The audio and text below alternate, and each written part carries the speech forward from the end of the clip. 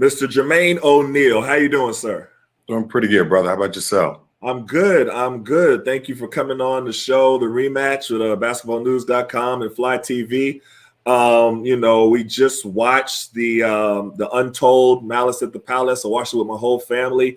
I gotta say, phenomenal, great job. My kids, it's interesting because, my kids were, of course, not born when that happened, but they were so into it and so many questions. And some of their questions I'm actually asked because they were asking good questions. But let me first ask you, how did this come about? You were the executive producer of this. So how did that all come about? Well, honestly, brother, man, first, thanks for having me on. It's a pleasure. Always good to be talking to, fellow alumni of a special league, the NBA. It's a special league, and a lot of people may not understand that, but right. And shout out to everything that you're doing, man. I follow you. I see, your voice. I hear your voice, man. I think we need more people like you as well in the space. But I appreciate it. I appreciate it. I've tried to do this doc, honestly, for about maybe 8 to 10 years. And I sat down with different directors, different, producers and interviewed them. And it just didn't come at the level, it came more of an attack, either attack on the NBA or the Pacers or whatever it was, the fans, and not being able to put together a doc to tell the truth. Right? And so, one of the things I wanted to do is put together a doc that spoke about what actually happened. Not have a conversation with Jack, Bron, anybody else who was involved. Make sure that we reach out to everybody, put them on a platform and they talk candidly and openly about how they saw that particular night and what actually happened. Shout out to Netflix, because it was a long list of interviews that I've done over the years, because it really bothered me that people were still celebrating it as these crazy anniversaries. They have no idea what that did to, people's lives and cities and opportunity. And it was just a lot of loss that was implemented after that particular night. So once we got out of the legal criminal part of it, it took 10 years. Like literally my last legal ended like in the 10th year. And so we couldn't talk about it, right? We couldn't say anything, without compromising not only the legal part, but most importantly, the civil part. Okay. Everybody was suing. Right. So you say the wrong thing, one of those $10, $15 million lawsuits, because people say they can't see or emotionally distraught based off what they saw on television, right? What they saw in the stands it was a crazy time.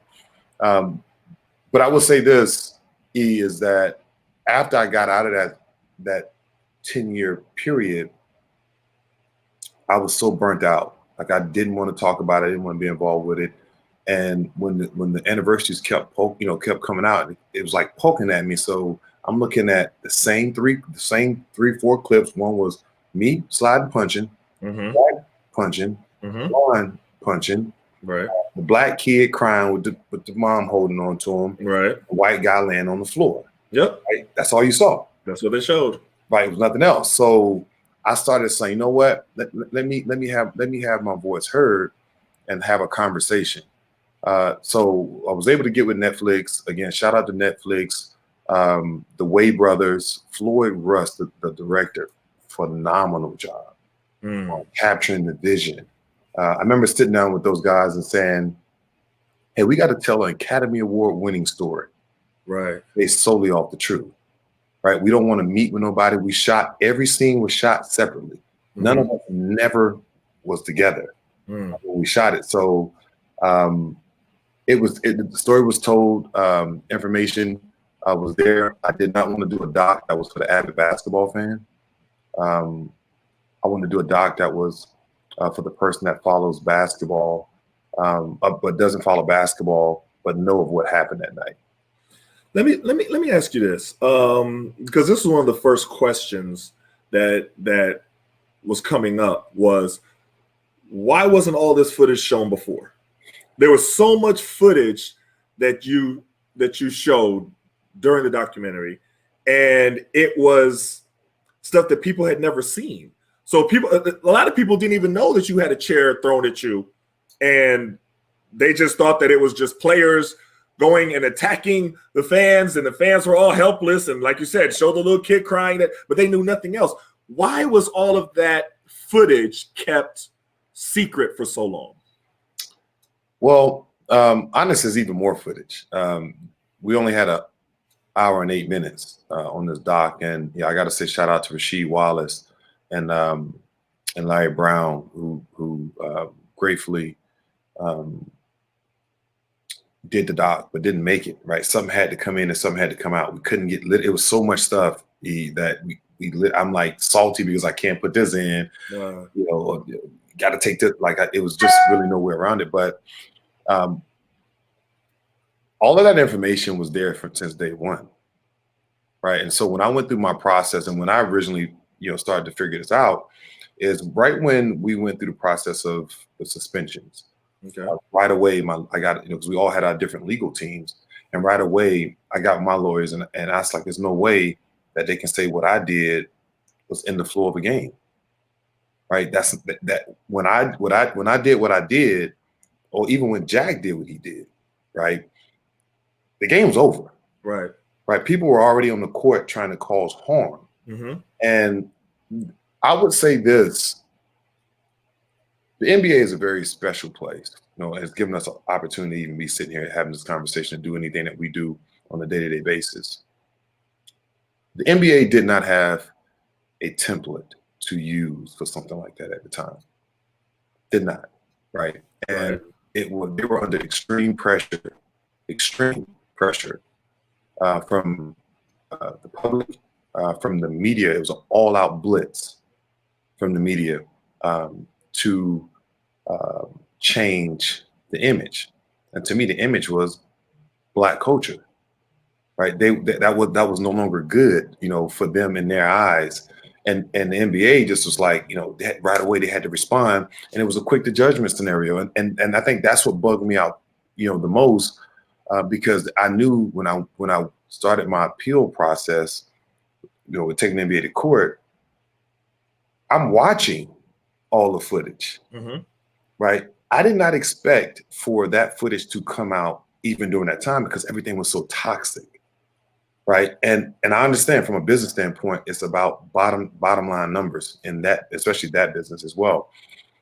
But at some point, I felt like something should have been said, and when things calm down and show people something different. But the book was already written from the media standpoint. They did what they wanted to do and say what they wanted to say, not knowing or choosing not to even do any more research on who won the civil cases, who won the criminal cases. Right. I was reinstated, made the All-Star game, all of that same year, right?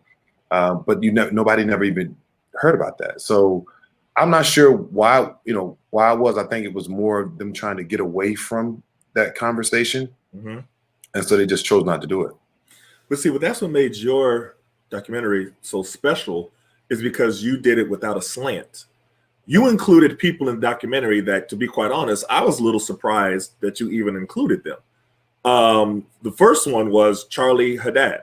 That is how I say his name. He was the fan. So he was the fan who stormed the court afterwards, and was right in front of Meta, and then Meta punched him. And you included his perspective. Right. And that's something that shows real journalism. You're not trying to do it with a slant. You're including all these different perspectives. What went into you including him in particular? Well, I think in order to do a true doc and tell a true story, you have to put the people that were involved in that particular night in front of the camera. Whether you agree on what they say or not, he's a part of that process. So we need to get him on, and anybody else, whether it's the prosecutors or whoever it may be that were involved in that particular incident, to really give people a complete view. We'd have loved to get John Green on as well, but he declined. He was the only one that actually declined to get on. But he told his piece, and it was crazy that he said what he said. But at the end of the day, He was one of the reasons. He was the reason why I was suspended, because I have to go protect my teammate to go hit him because him and his homeboys trying to fight my guys. Right. And he showed no remorse. I mean, my daughter was watching that and was like, he got his nerve. He ain't even say sorry. And that's the part that is kind of interesting. Even this many years, even when you talk about John Green, I mean, he's smiling and joking about it and saying, the reporter, I guess, that was interviewing him was asking him, well, do you feel bad that you were the one who threw the cup and, Meta came out and ran past you and went to the other guy? And he was like, well, only thing I feel bad about is I didn't trip him. And I was just like, wow. But I really wish they would have shown those images of the fans back then, because all it was vilifying the players. And they treated the fans as if nobody did anything wrong. The fans were just innocent bystanders, and then the players just started attacking them. But I'm glad that you presented both sides. So that was really amazing that you were able to do that. Yeah, it was interesting. A lot of people didn't even know, even from Jack's perspective, like, people didn't know when he originally went in the stands, he didn't throw a punch until the beer was thrown in their faces. Right. People thought that Jack went up there and just started swinging. He went up there, and the first thing he did was grab Ron. Mm-hmm. Right. And then as soon as he went to grab Ron, the big cup of beer went in his face, him and Ron's face. And that, at that point, the human nature is going to take over. But, that entire situation,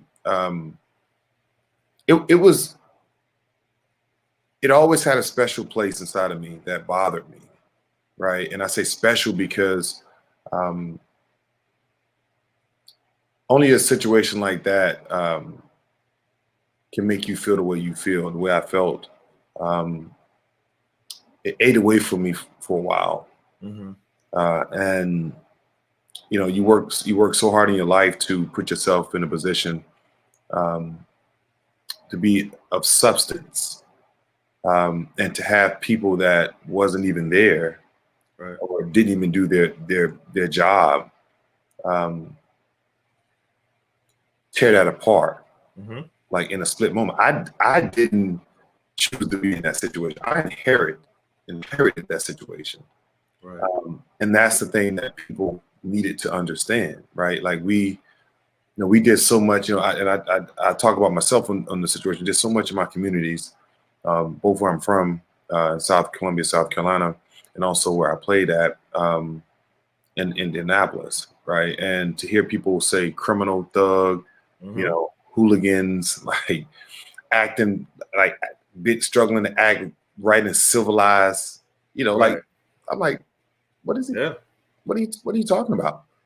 And the thing that bothered me the most, and this is something that I think every journalist should really do, right? Understand the power of the things that you say out of your mouth. Like people mm-hmm. believe in some of the things that you say. Right? As athletes, we have a responsibility to go do the work. Right, so we can deliver on the product that they expect for us to deliver on. Right. Also, too, when we don't play well, right, we have to acknowledge when we don't play well. Well, where is that in journalism? Yeah.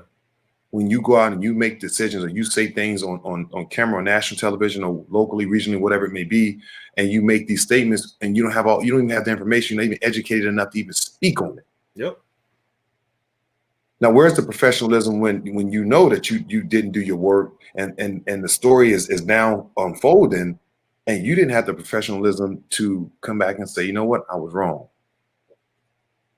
Now let me ask you this: have any of those reporters from back then come to you and said that they were wrong? And that's none of them, not one person.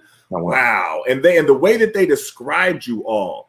And like you said, thugs, menaces, like every word that they could use. And there's a strong correlation there, because that is the way that we as Black men are described in the media whenever one of us are killed by the police. And they're using the same exact language. And that's the first thing I thought of. I'm like, wow, but they never came back to you, even it's going on 2 decades, and said, you know what? The way that we described this, the way that I wrote about this was incorrect, and I owe you an apology. Nobody, no media, no journalists, just being clear, came to you and said that.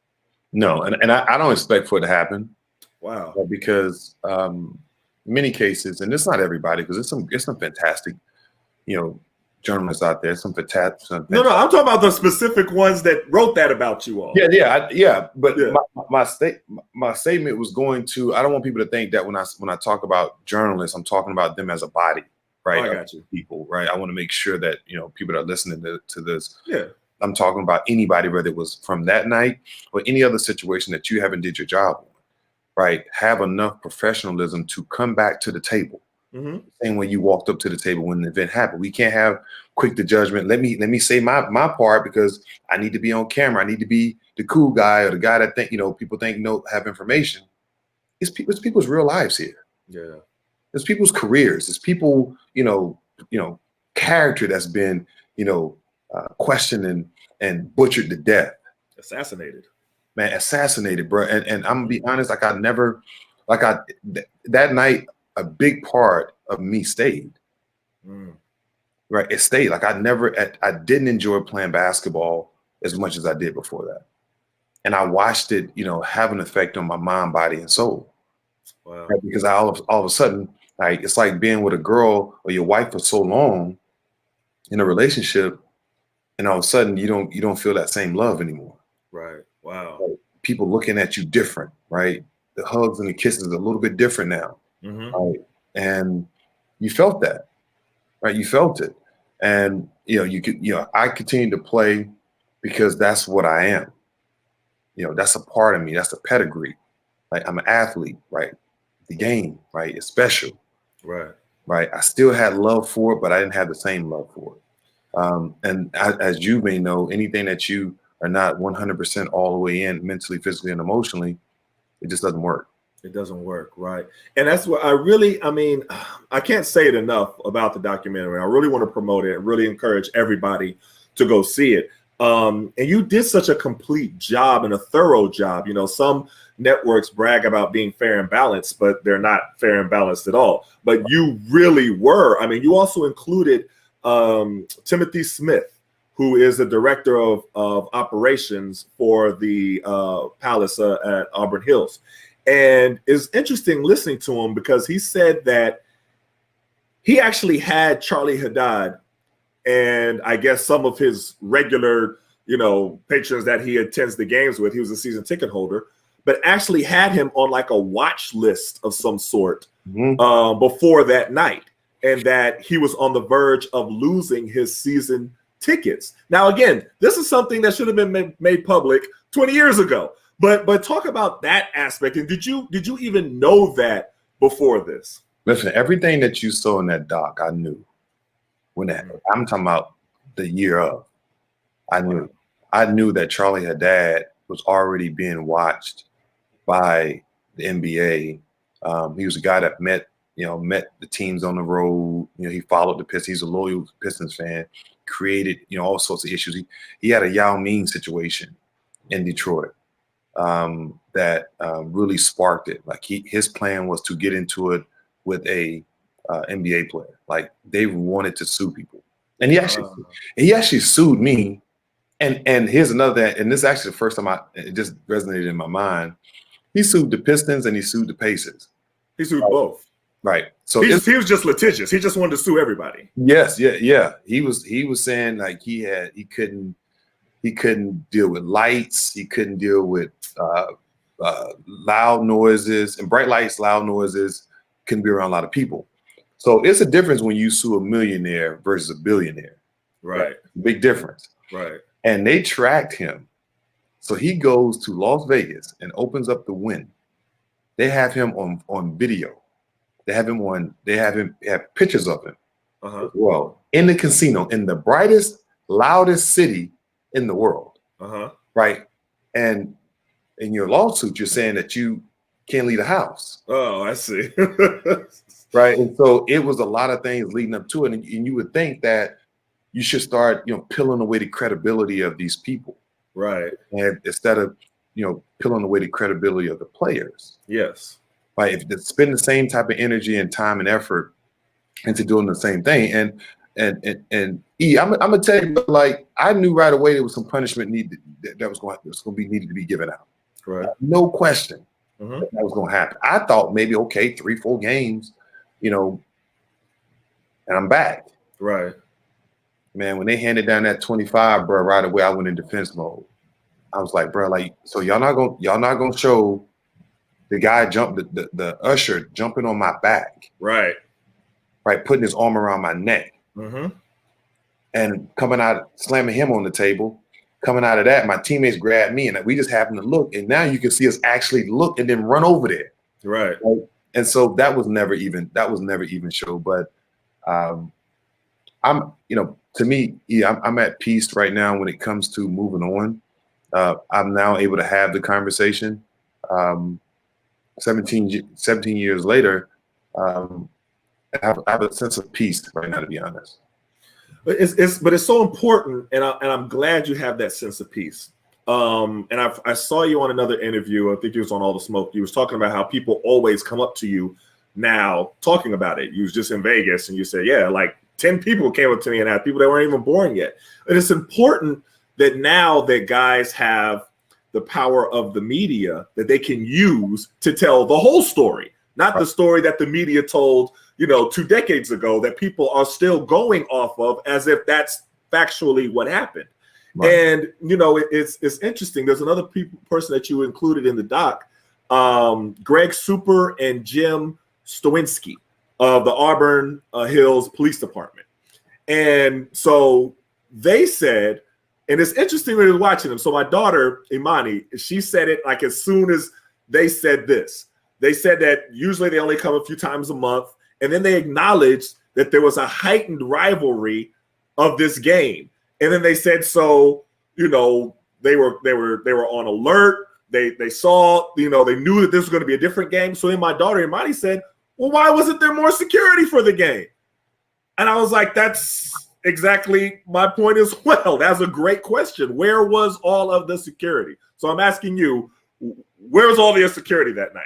I have the slightest idea. I mean, we had some issues there the year before as well.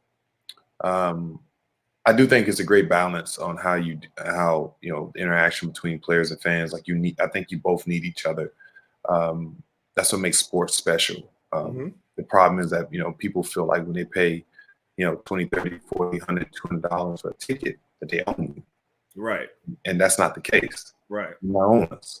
Right. You can't say, well, we pay your salary, right? So we get to do with it. No, that's not the case. Okay. Right. I don't know, bro. We were in that building once that whole situation started. About, I think it was like right at 10 minutes, maybe a little over 10 minutes before we started seeing police officers. And when we saw them, it was only still a handful of them. It was only like 3 of them, right? Which tells you that it was never enough police at the game from the start, right? And you, as a player, you never go into a situation thinking, man, I'm about to put this uniform on, but I'm about to end up into a position where I am literally fighting for my life. Right. Right. Y'all seen 1 or 2 chairs being thrown, but it was more than that though. People were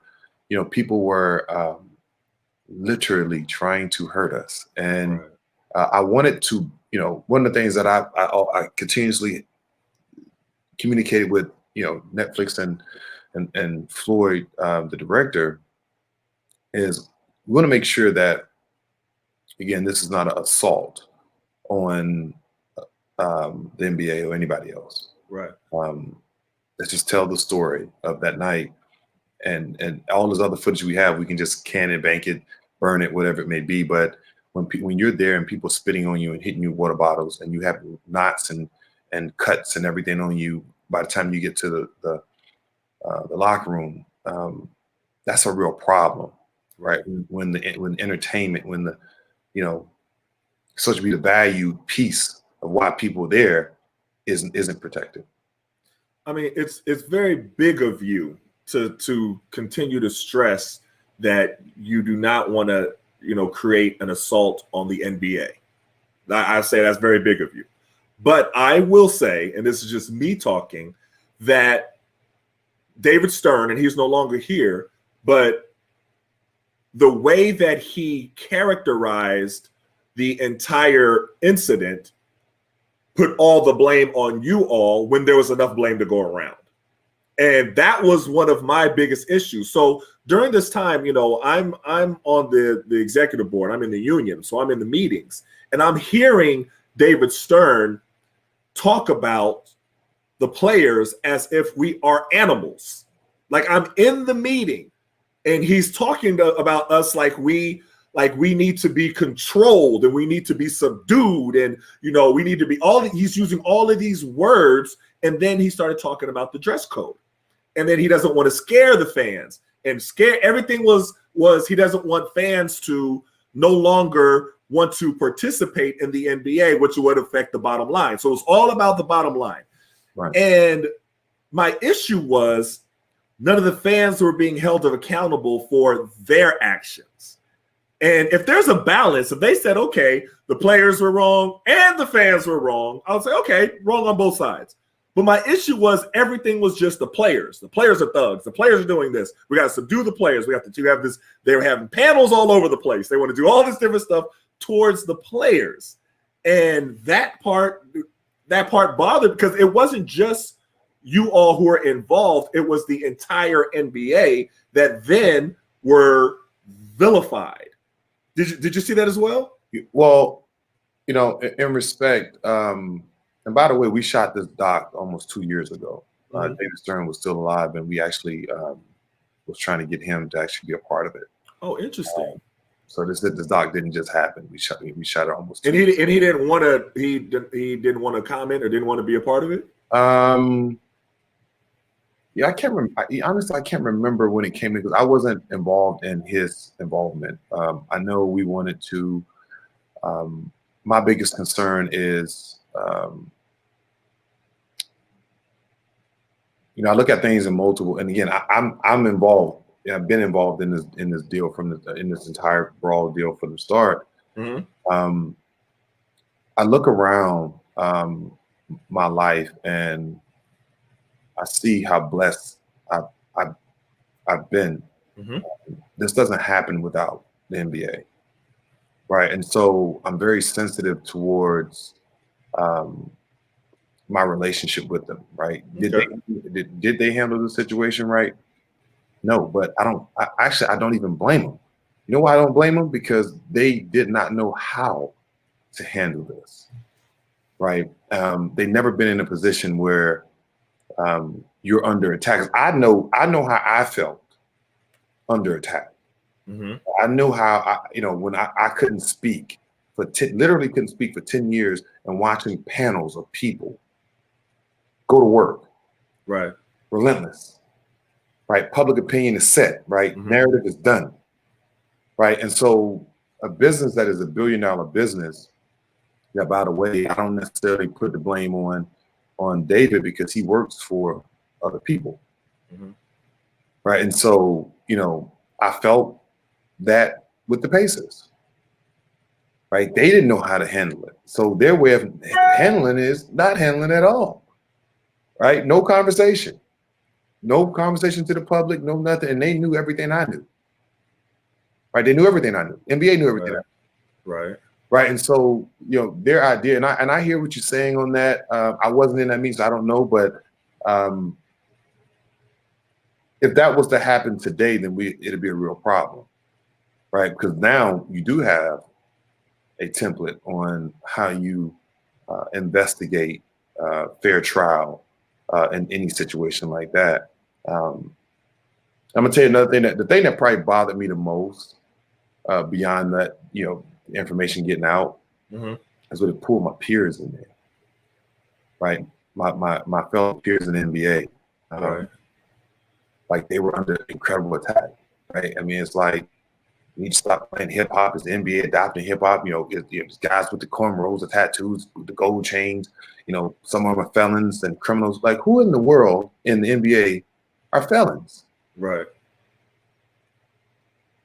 Like, I'm baffled about that. Like, who in the world is a felon?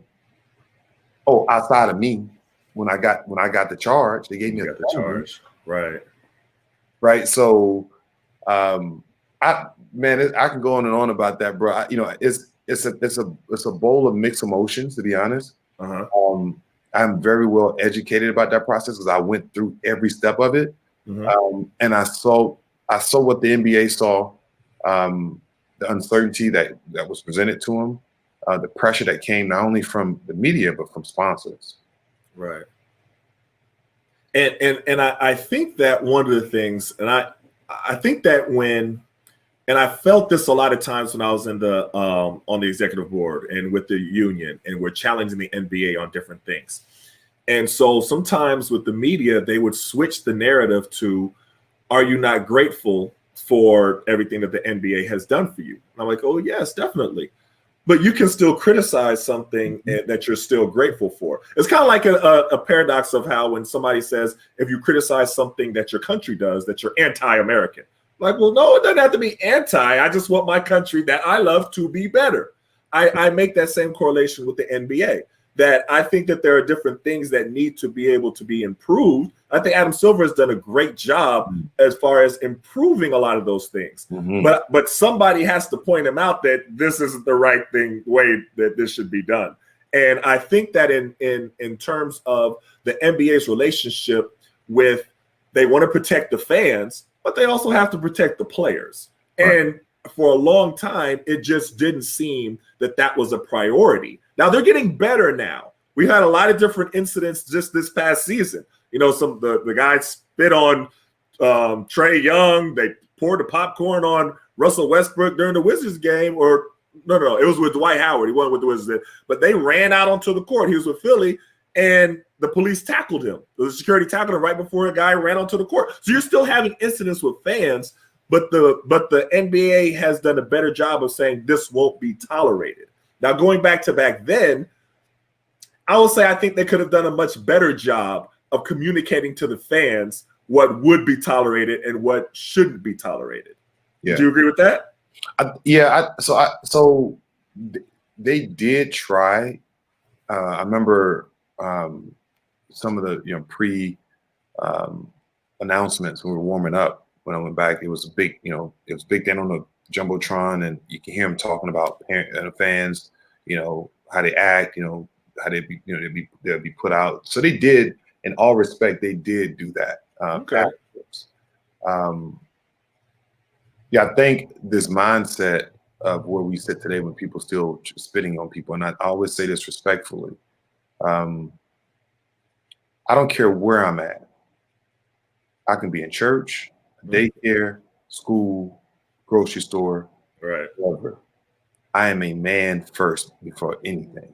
Right. Treat me as you want to be treated, right? If you cannot spit on me, you cannot hit me, you cannot throw stuff at me or on me, right? It is a cause and effect for all of that.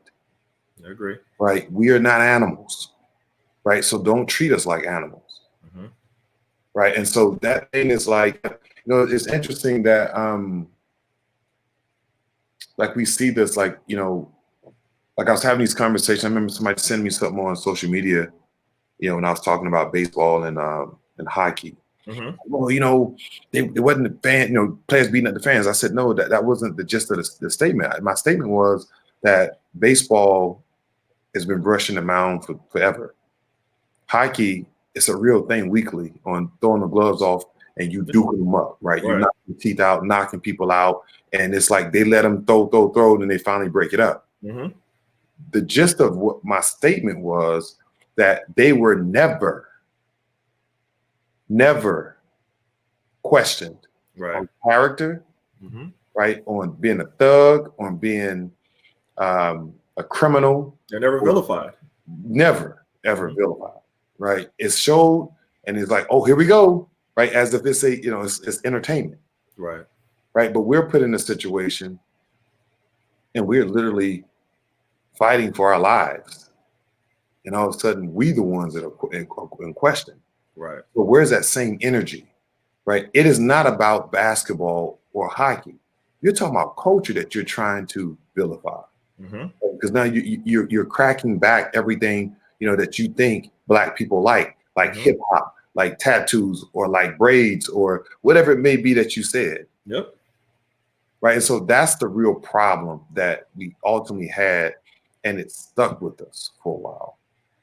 And I'll tell you this. I remember my agent, Orntellum, asking me if I would ever consider cutting my locks after that. And I was like, no, why would I do that? He was like, it was just a question, just kind of floated it out there. And I was like, no, why would I ever, want to cut my locks? Like, what is the reason for asking me that? But that was the notion around there, is that we needed to conform ourselves to make the white fan base comfortable around us.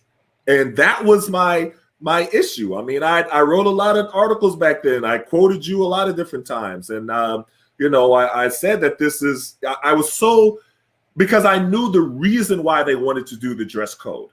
Yeah. And simultaneously, now going back to we're in the negotiations, we had a collective bargaining come up, and all of their issues were all towards dress code, stuff like that. Billy Hunter was like, well, listen, they're worried about that so often. Let us focus on the financial part. Let's focus on the BRI, the basketball related income. Let's focus on making teams not be able to hoard money the way the Clippers always did, and go while they're focused on that. And I was like, yeah, but this is disrespectful to us. And he was like, well, yeah, that's true. But if we focus on this part while they're not looking over here, it will benefit us in the long run. And I was like, you know what I mean? Like, I get that. But I couldn't, it took me a while to get it and leave it alone, because they were so hell bent on changing the image of the entire league and really trying to water. Remember, they had people literally, when you come off the bus, they had somebody sitting there taking a picture of you to see what your clothes were. And then they would mail that to whoever, and you would all of a sudden get a fine if your clothes weren't the correct. Like, they really took it far, because they were so hell bent on keeping their white fan base from being afraid of us. And I just, that really got to me. Yeah, man. Can you imagine, like, feeling like you the reason why this conversation is been happening? Got you. Right? So, we were living that, like, and then you got cats looking at us sideways, some peers looking at us sideways, like, man, y'all the reason why, right? They uneducated too. You know what I mean? I never blamed y'all for that, though. But the way the media presented it, I could see why some players would start pointing the finger. I mean, I heard people whispering, saying that it's everybody's fault. Some people said Ben Wallace. Some people said Jamal Tinsley for telling him to take the foul. Some people, I'm like, wait, y'all are missing the point. None of that would have happened if the fan did. It's crazy, because before your documentary, I was hearing people repeat that, even as recently as a few years ago, when we were talking about fans and hearing the media, different, people in mainstream America, and it would bother me, because they bought into the narrative. So when I ask about you, did any of those media people who contributed to that false narrative ever come back and apologize to you? And you said you didn't expect it. I think that they should apologize. I think that they should all, make public statements, especially after your documentary came out, and say, yes, we were wrong. Yeah. Bro, I mean, again, for me, and it's not about, it's a human part of how we live. We have a conscience, right? And at some point, if your conscience ain't on the good side of life, things tend to happen, in your life in a negative way, right? If you're just a person that don't care about other people and care about the impact that you've had in the negative, standpoint, then, God to take care of you in other ways. For me, I'm not waiting on anybody to help me, come to me and apologize to me, because I didn't do the doc for that, right? And I don't expect that to happen. I don't expect that to happen. I just, what is happening, what I wanted to happen is actually happening, right? So I remember 2 weeks ago before the doc, 2 or 3 weeks ago, I was in Las Vegas coaching my son's 8th grade team. Okay. And you're doing a great job with that too, the whole AU. I follow you with everything that you're doing with your AU program, so I think it's great. I appreciate it. Definitely. It was at least over 10 people, at least minimum 10 people asked me about, hey man, what's up with that bro? I remember you guys, punching and swinging and fighting. And I said, man, look, it was much bigger than that. Got a doc coming out, August 10th. So I had a tournament the weekend here in Dallas at my sporting facility. And we had over 202 teams. But in the tournament, and the narrative has significantly changed, right? When people say, man, oh, I didn't know. I didn't know, man. Man, God bless you, brother. Like, I appreciate you, man. I appreciate the sacrifices or whatever it is. Right. That's it. Right. That's or the people reaching out, saying, hey, I was a part of the problem. Right. I thought what the media said was true. So I helped facilitate that information. I apologize. I'll forever be a fan of yours. And I'm whatever it may be. That's the conversation. Got you. Right. When you do a doc like that, you just want to have the conversation. If people don't like you, they ain't gonna never like you, no matter what it is. Right. And so for me, it's just more about, hey, we've had that conversation. Now you see what I saw. Like, however you feel beyond that point, that's on you. Right. But I gotta say this is that everybody, thousands of people, and I say thousands of messages, and I've tried my best to say thank you and like whatever they said to each one of them because they took the time out to write me. I really appreciate you. Like, that helped me move on. It helped me close this chapter because when you're all in, this, when you're all into your craft and you put so much into it, so much sacrifices is made just in general to be a professional athlete because you have to, you have family and whatever else. Right. You have to become almost a savage to your process. And sometimes you lose certain things in your life when you're going through that process because you want success so bad. Right. And then when that is taken from you in certain ways, like, it sits on you. Like, it really does. It sits on you, and it ain't something that's easily shakeable. And to see and feel the love and respect of what we went through that night, and even just me particularly went through, I gotta say thank you to everybody that reached out to me. That's great. That's great. One of the things I want to shift gears a little bit and ask you about another topic, and that's about Meta World Peace. And I was watching All the Smoke, and you told Matt Barnes that you all have spoken recently. You sat down at the Big Three and you had a chance to talk, and I was so happy to hear that. Because guys talk. I know that y'all weren't on good terms for a while, and there's a lot of friction and things like that. But that was great to see that you all sat down and spoke. Talk to me about that reconciliation process. Man, it was something that was much needed. We all, we wish we knew, and what we knew now back then when we were 23, 24 years old. I was.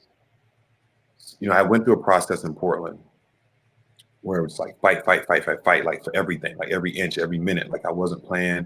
I had to keep showing my work. Like, it was like, I went through that for 4 years. So, but through that process, I went through 2 conference finals, right? So I saw it. I understood like what to do and what not to do. So I felt like when I left there, it was like only about one thing. Win, right? That's it. And show people who you are. Right, because I felt slighted for 4 straight years, right, by not giving a consistent, opportunity. And so when I got there, it was like I wasn't really trying to hear nothing. But hey, let's come in here and work. Right. And I was young. I was 24 years old. I did not know anything about mental health. I mean, this like I know it. If you speak in mental health back then, it is devastating. To you because nobody's educated about it. When you hear mental health, you're saying, "Oh, he crazy," right? And you would not want to, put together career and crazy in the same sentence and think that you got any longevity in that particular sport. That's right. I think the Pacers did a really good job on holding it together. I became, I tried over and over and over and over to like reach out, hey, Ron, let's go to dinner, like this, that, it's always, Ron, let's do this. And he kept saying no. And then he kept like wanting us to quit. And I was like, wait, does he not like me or like the team and not want to be here? Right. And it started to eat at me like a virus. And bruh, like I just was so angry all the time with him because he would like just like he'll call press conferences in the parking lot somewhere, and we're getting the information when the media is getting the information. Right. Or even in many cases after the media got the information. Like it was no conversation amongst the players, with him saying, hey, he felt this way. And so I did not know how to handle that. And as a brother, as a teammate, I mean, this, we're together all the time. Right. We spend a lot of time with each other in the locker rooms and everywhere else, planes, bus rides.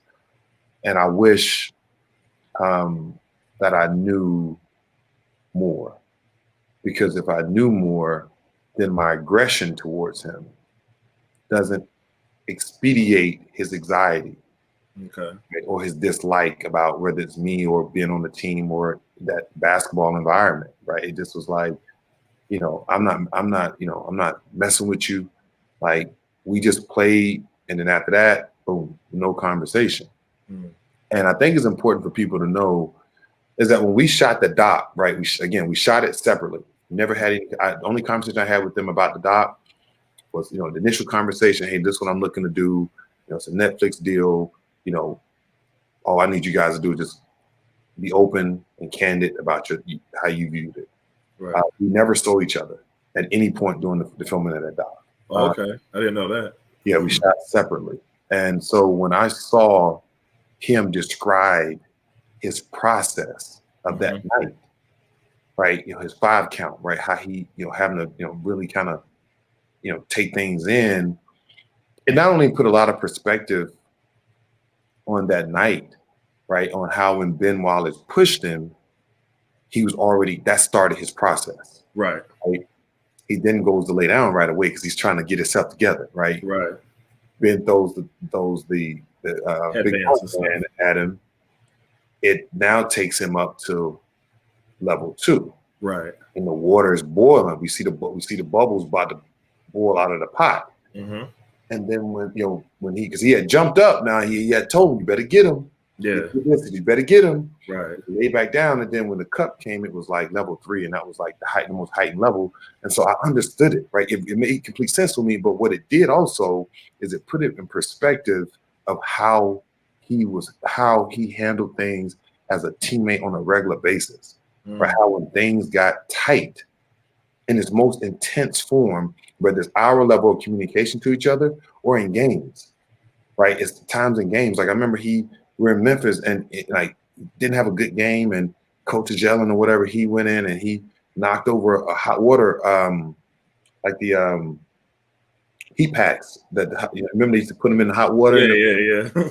He knocked it over, and it then got on everybody. People jumping out of the way. I'm just piping hot water, right? We've seen reactions of him, breaking the camera, right, in New York, right, coming through the tunnel, right, and it all was like a flashback, right? Flashback at me is like, damn, like he's been trying to handle this forever.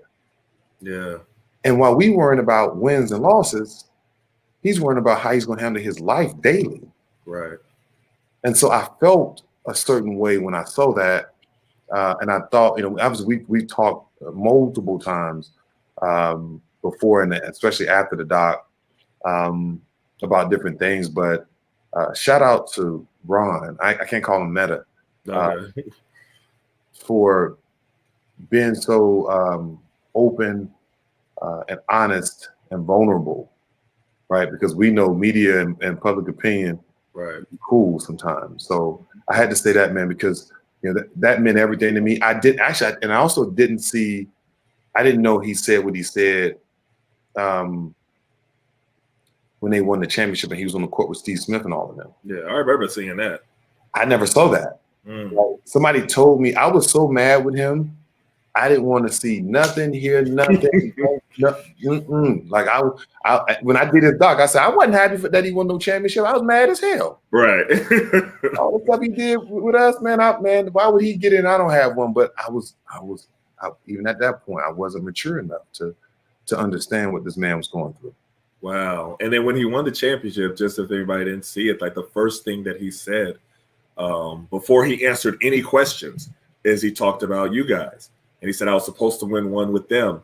And I have so many regrets. And I felt like a coward because I left. And he's using it. And they're live on TV after they won the championship. Yeah. And I remember seeing that, I was like, wow, he's still really hurt by this. You know, like he when he talked about how he didn't handle situations well, he acknowledged it, but he said he didn't know how to handle situations. That's what he was working through. And that's the mental health part that really was not existence in the NBA just before a few years ago.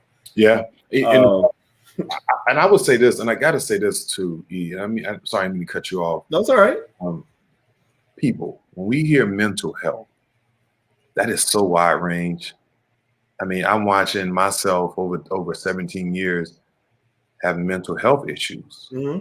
You know, that means I don't have the same mental health issue as Ron, right?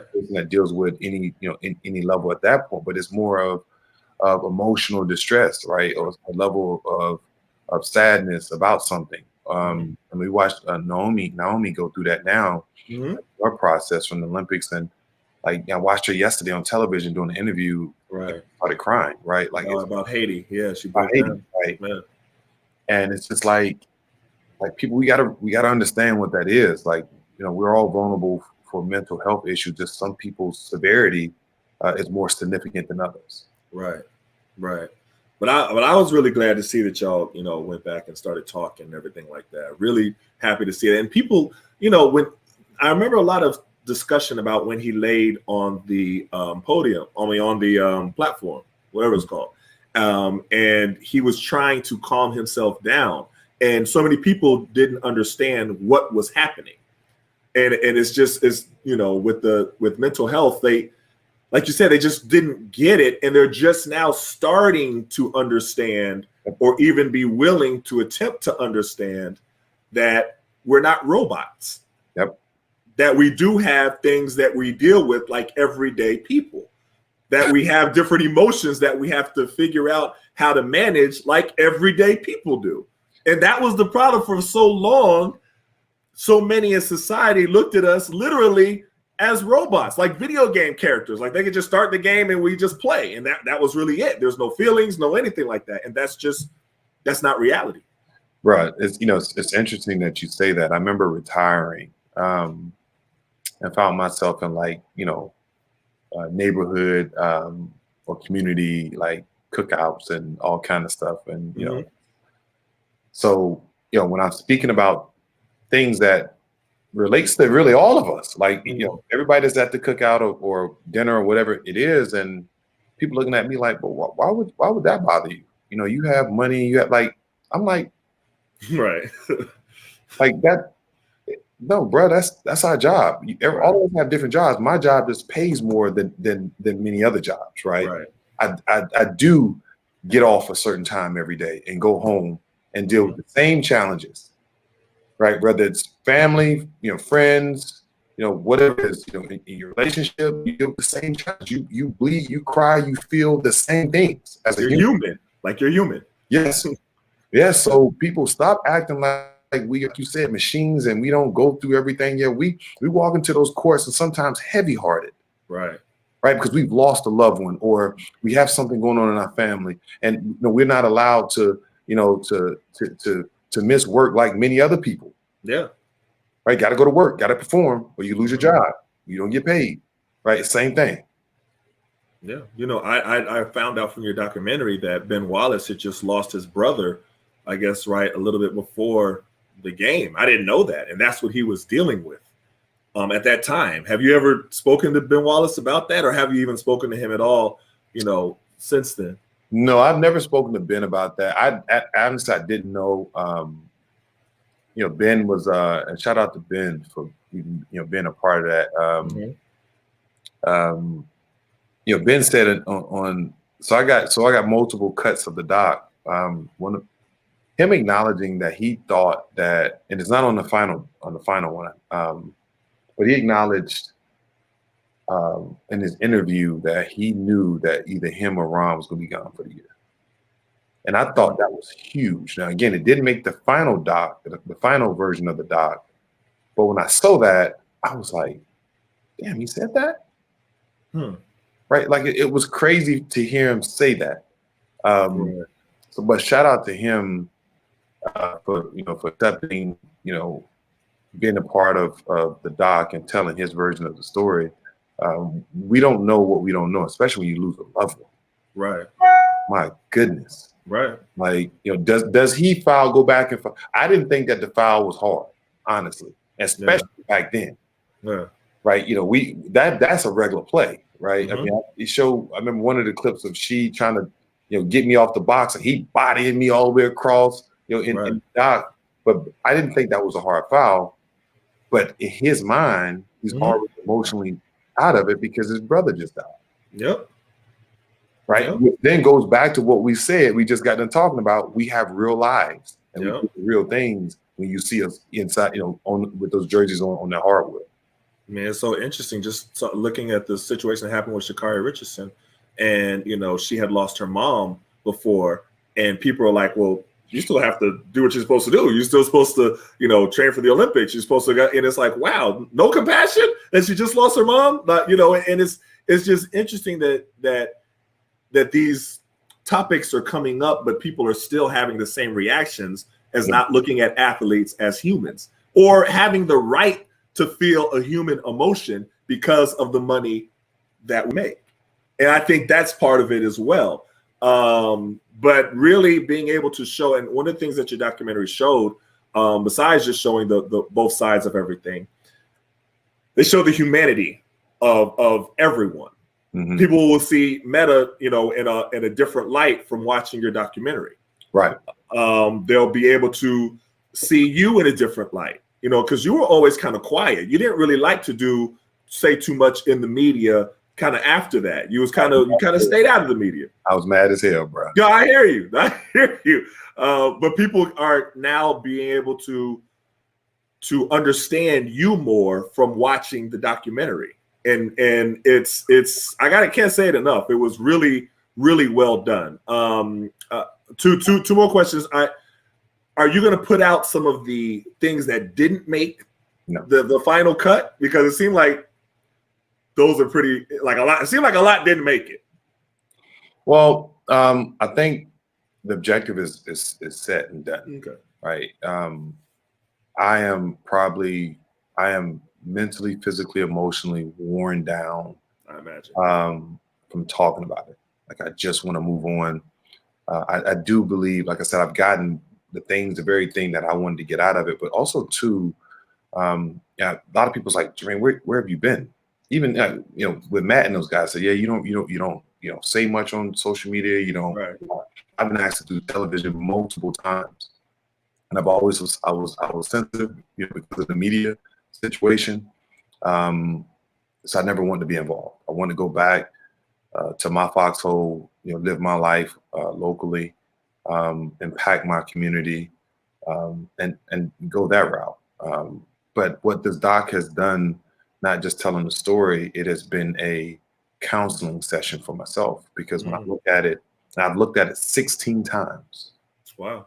16 times. And every time I watch it, it helps me, it resonates something else to me.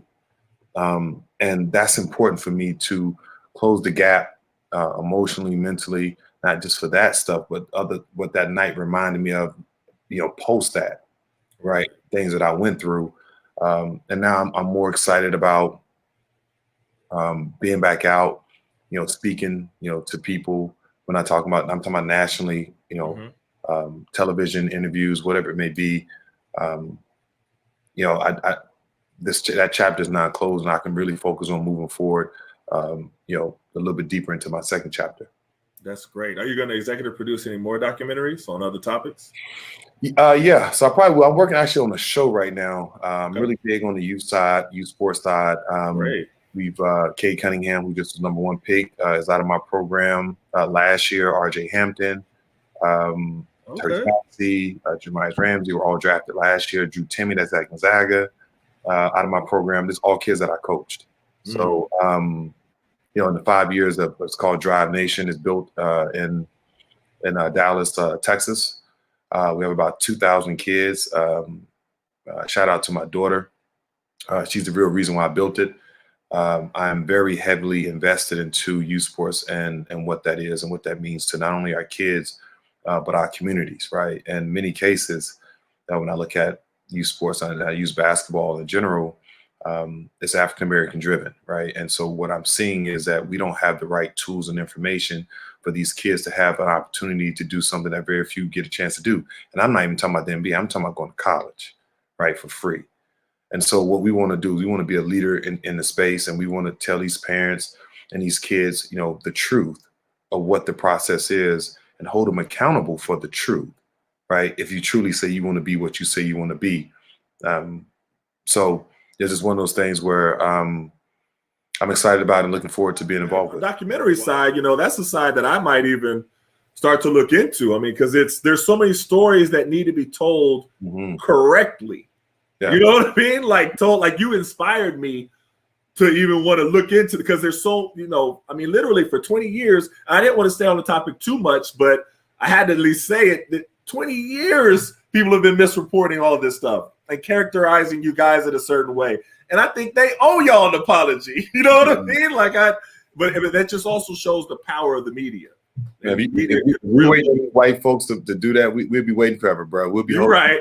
Anger. So I'm like, bro, I'm moved on. If I say only person like Stephen A, he owes Jack an apology for sure, because he was one of the things, and we actually cut his down. Like, he went to work on Jack, bro.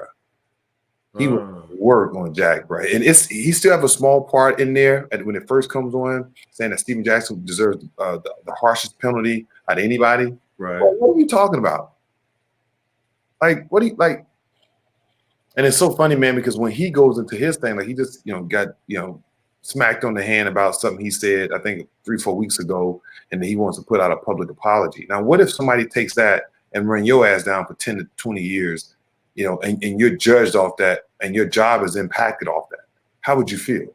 I mean, that was the issue that Kwame had with him. I mean, that he just vilified him, and he was literally a 17-year-old kid, and he vilified him for years. And so even with that, I think that he owes a lot of people an apology. Yeah. I'm gonna be honest with you. I think Stephen A. Smith in particular owes a lot of people an apology. But then also, he gets rewarded for doing what he does. So it's coming from somewhere that he's allowed to do that. But that opens up a whole different conversation. But it's but you already know what that is, though. They need a black face that's going to vilify other black faces as well. I mean, it seems like he's harsher on the black athlete more than he is on anybody else. But the thing for me is that, like, the way he speaks, and he always speaks in the manner of, somebody told me this. Yeah. Like, you mean tell me you can report on what somebody else told you because they told you, and that makes it true? Yeah. Come on, bro. Yeah. Come on, you gotta be better than that. His anonymous sources, where he says, like, somebody's just texting me from inside the locker room. Like, ain't nobody texting you. You know what I'm saying? Like, stop that, Steve. Like, what are you talking about? But the damn soul texted him, but not at all, man. You know, like you said, I mean, we're going on 2 decades, and there's a reason why you was having, you know, media silence. Like you said, you know, had a lot of anger inside of you from this. And that's the part that people have to be able to understand, that it's not just an event that happened and you're watching it like it's it's a YouTube fight and you're just enjoying seeing all the things. These are people's lives that were affected. And I really commend you for, you know, showing all different parts of really fair and balanced presentation of everything that happened, and a really complete presentation. So much respect to you for everything that you did with that. Man, I appreciate it, brother. And again, man, I'm a fan of what you do, man. I appreciate the honesty, the transparency. You know, I think it's much needed in many ways, especially in today's era, when it comes to just having the conversation about what's going on and giving people an opportunity to speak back, you know, at the same time. So anytime you need me, brother, just call me, let me know. I'm on. I appreciate it. You know, we back to in the same high school, 96 class. Yeah. So we would run past each other. I remember running past each other in Vegas in different tournaments. And, you know, you were special. That was a special class with everybody that we had. Kobe's class, of course, went from Walton, Lester, Earl. Some people that people don't remember, but we had a special high school class. Rip Hamilton, Mike Bibby, Steven Jackson. Like it was a lot. It was a lot of people. Yeah, those are the people that people remember. But there was other people that we had Ronnie Fields in our class. So we had a special class. But much respect to you, man, and success in everything that you're doing. So much respect. Thank you. Wish the same to you. All right, bless. Amen.